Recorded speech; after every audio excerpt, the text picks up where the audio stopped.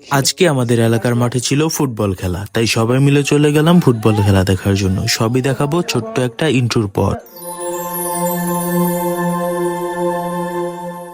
Hello everyone, আসসালামু আলাইকুম। বিকেলবেলা শুনলাম আমাদের মাঠে নাকি আজকে ফুটবল খেলা হবে, তাই দেরি না করে সাথে সাথে চলে এলাম ফুটবল খেলা দেখার জন্য। এই মাঠটিকে প্রায় মানুষ চিলাবাড়ি মাঠ নামেই চিনে থাকে। শুধুমাত্র বুধবার ব্যতীত সপ্তাহের 6টা দিনই এই মাঠ খেলাধুলা করার জন্য উপযুক্ত থাকে, কারণ বুধবার হচ্ছে এই মাঠের সাপ্তাহিক হাটের দিন। দেখতে দেখতে ফুটবল খেলা শুরু হয়ে গেল, আর আজকের ফুটবল খেলাটি সুন্দরভাবে উপস্থাপনা করছেন আমাদের বড় ভাই সরোয়ার ভাই।